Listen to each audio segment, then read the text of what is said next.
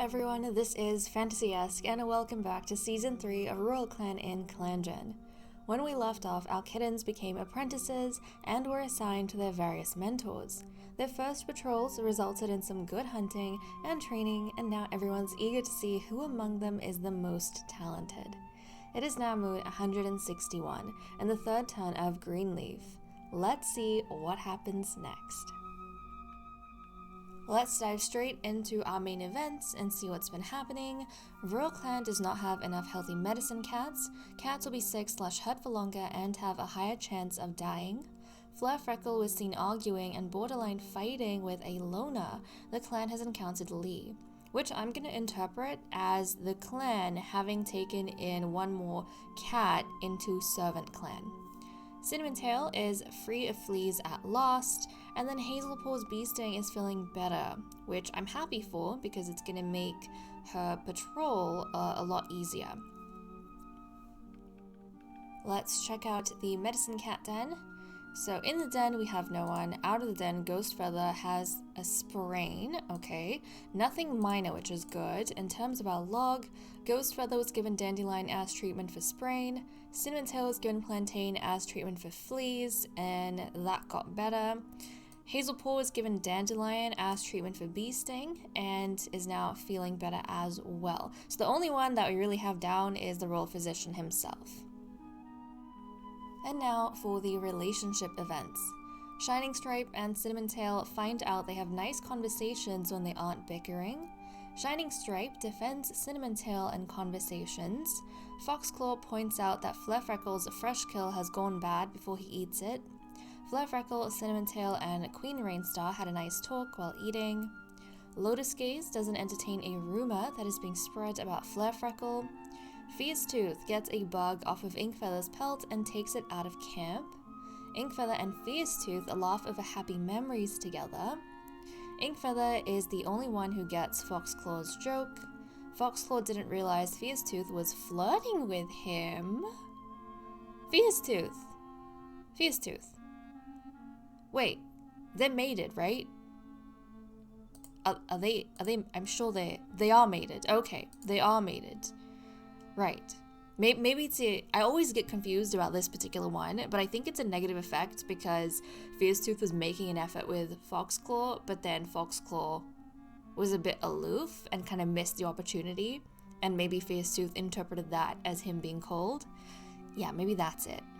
Ghost Feather tells Midnight something that probably could have been kept private. I mean, these two are mated, and we do want a litter from them, so hey, maybe this is his attempt to get closer to her. Ghost Feather thinks Lotus Gaze has interesting things to talk about. Freeze Fur thinks that Foxclaw is very creative. Freeze Fur tries to do something like Burn Paw, but just ends up getting embarrassed. Queen Rainstar and Freeze Fur repair some nests together. Bone Paw's good morning to Queen Rainstar meant a lot to her. And is Bone Paw the one? I think Bone Paw is the one that is also being mentored by Queen Rainstar, who is her grandmother. Yes. That is so sweet. Cinnamon Tail chats quietly with Scorch Hollow while they're both on camp guard duty.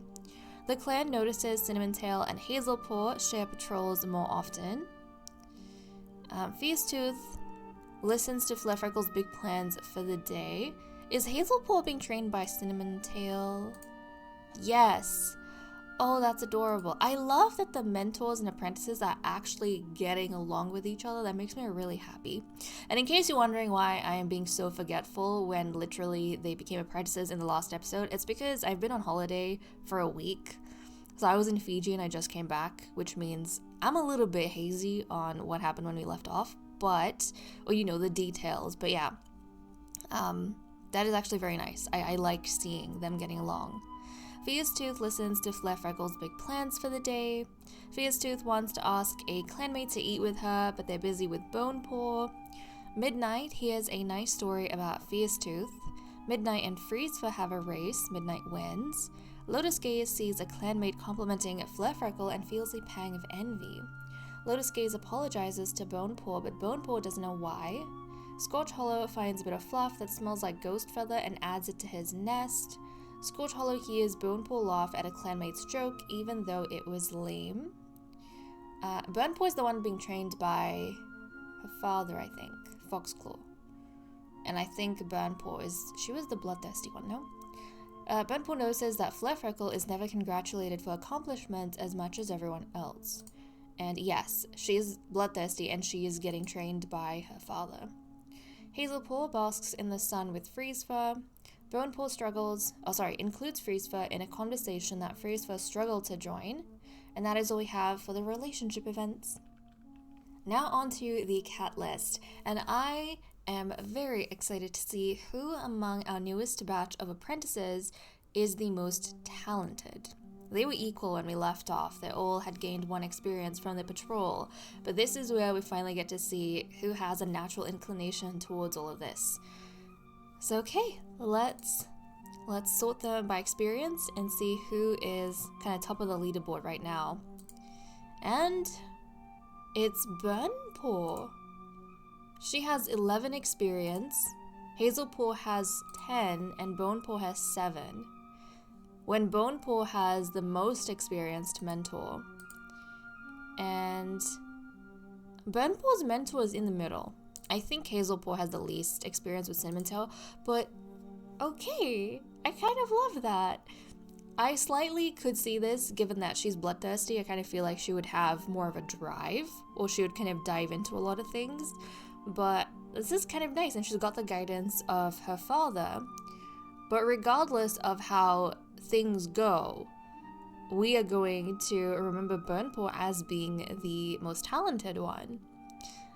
And you know what? I kind of want to start making notes of these things as we go. So I think off camera, I want to kind of note down the fact that Burnpaw was actually the most talented one in her batch. And the way I like to work that out, I mean, I've never made notes on this before, but in my own head, I say that in the 7th moon, because in the 6th moon, after the patrols, they don't get nearly as much experience, and usually you can't tell like who's better than the other one. You notice significant, like a jump in experience in the 7th moon. And so I like to see who has the most experience on the 7th moon, and I say that's how we see who's more naturally talented.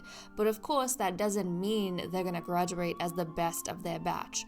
Bonepaw or Hazelpaw might end up picking up, or, you know, Burnpaw might be injured or disadvantaged in some way, unable to go out to training, or not finish her training. So someone else might end up becoming the princess. They might end up being the best of their batch. But it's kind of nice to note down who was naturally talented and who had to work hard to get there. So I think I'm going to make that note off camera. But there we go, Burnpaw. Burnpaw is doing very, very well. Well, now let's go ahead and see what everyone's doing for the day. Queen Rainstar has been on edge, watching the camp entrance all day. Foxclaw saw a kitty pet sitting calmly next to a dog. Ghostfeather is debating swimming to cool down. Freezefur is thinking about how awful kitty pet food must taste. Cinnamon Tail saw a big scary dog today. Hopefully they don't come across that dog out on patrols. Fierce Tooth is looking around camp. Scorch Hollow tries to set a good example for younger cats. And you know what? I wonder if that's why Queen Rainstar is busy looking at the camp entrance, because Cinnamon Tail saw a big dog.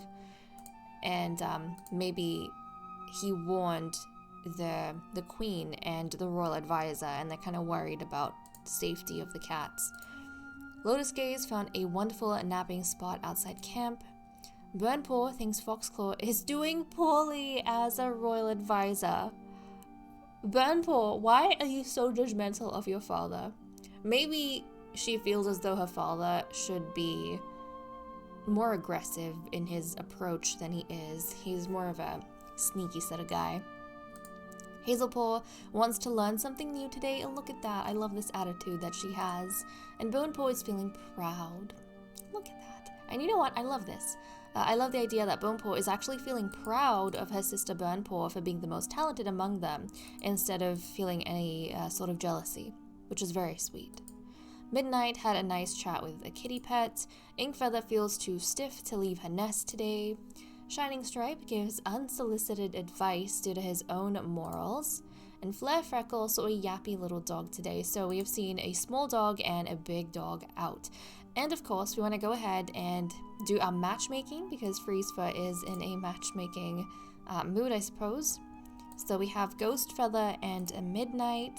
We know that Midnight has fallen in love with Ghost Feather. He's not exactly there yet, and could be because he has that sprain, so he's not feeling too well. But you know what? Midnight showing care towards him while he is feeling down and injured might be the thing that tips him into falling in love with Midnight, because there have been times when he's viewed her as a bit too immature, but this might show him that there are moments when she can have maturity. And yes, he has fallen in love with Midnight, guys. Respect has increased, romance has increased, and trust, dislike, and jealousy have decreased. Freeze Fur, that was wonderful. And Freeze Fur is confident, so I can totally see Freeze Fur going to Midnight and saying, hey, Ghost Feather's feeling quite down and out. Why don't you take these things and tend to him in private, and that's gonna... with confidence, he told her, that's gonna make him fall in love with you. And hopefully now that they're in love, we might expect a litter from the two of them. Okay, and that's all we have for our cat list. Next up, we have patrols. So we currently have 51.2 prey, and we need 32.5, so we don't have to worry about food. Let's see how things go. We know that someone's seen a dig... A dig bog out? A big dog out is what I was trying to say. And a small dog. So hopefully none of the youngsters come across any of that. But okay, first up we have... And our royal physician is not going to be going out on a herb gathering patrol, so let's have a look. Okay. So that's kind of intriguing. Cinnamon Tail has decided that he would like Hazelpaw to be under the supervision of Foxclaw and Queen Rainstar to get some training from her grandmother and father, and he has volunteered to, or I suppose he and the other mentors have spoken amongst themselves, and it's been decided that Cinnamon Tail is going to take Burnpaw and Bonepaw out on a patrol. That's interesting, especially because we know Burnpaw is the most talented. Bonepaw is lagging behind the most. So maybe they feel as though it'll be a good chance for Bonepaw to learn something from her older sister and get a bit more experience that way. Okay, well, let's send our first group out, and then we've got Fierce Tooth, Lotus Gaze, and Scorch Hollow, and see what they get up to. While helping gather herbs, Hazelpaw stumbles upon a bush of red berries. Proceed, Hazelpaw confidently gathers them and prances back to camp, where she is then informed that red currants aren't a useful medicinal herb. Okay, and then we have our group of 3 going out. The patrol meets Laia Clan, a clan they consider to be allies at the border. Proceed, the patrol has a nice conversation with them, remarking on the recent weather before parting to continue patrolling. Relations with Laia Clan have improved, so things are pretty good. Also, this is not something we have looked into yet in this season, because obviously our queen has been around since the last season, but our patrol focus, or the focus of our warrior code, whatever it is you want to say, it is dependent on the ruler that we have and their personality. And I keep forgetting about this, but the fact that we are living in a time of peace is kind of entirely because we have Queen Rainstar, who is charismatic. But she is quite up there in age. She's like 190 moons. She only has 5 lives left, and as they get older, they can actually lose like all their lives in one go, which is kind of scary, because if we have a new leader, there's no telling what this new leader's personality is and what direction this might lead the clan, because our focus is going to change, and that means the way the royals interact with the other cats in the forest, that's going to change as well. So that's intriguing. I mean, obviously, Foxclaw is sneaky. I mean, he is the royal advisor. He would be next in line, right? He is sneaky. And with that sneaky, I don't think he would entirely be peaceful. He would probably be somewhere in the middle. Maybe he'd be sabotaging. I feel like that's what Foxglove would do as leader. He would sabotage the other cat groups in the forest. And this is not really something we've talked about, but if you go to the Leader's Den, like all these other clans that we have within the story of this series, these other clans are actually independent groups of cats who don't want to submit to Royal Clan, because Royal Clan actually rules over the forest. And so certain kings and queens make peace with them and are okay with them having their own independent territories within the forest. But some of our kings and queens, they don't like that, and they will wage war on these, what they consider to be like rebel groups. So Rainstar has managed to do peace, but I feel like Foxglove, he would kind of sabotage. But we also have had instances where cats who are elevated from servanthood into nobility, they end up becoming the new leader. And if that is the case, we don't know what kind of cat that's going to be. What if they're bloodthirsty or violent or something, and they end up throwing us into wartime? So Burnpaw, Hazelpaw, and Bonepaw and Bonepaw sound the same, but these three sisters, they have been growing up very comfortably, surrounded by family.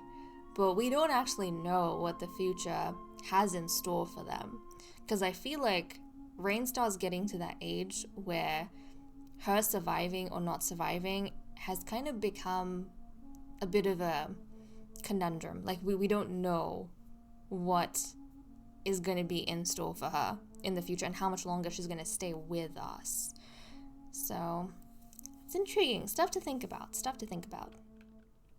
And that's all we have for this episode. Everyone was in largely good health, and the apprentices had safe patrols out in the forest. The royal physician was the only one recuperating from a sprain, but after some tender care from his mate, fell in love with her. With that said and done, I'm going to leave off here. Thank you so much for watching. I hope you all enjoyed, and I will see you all next time. Bye-bye.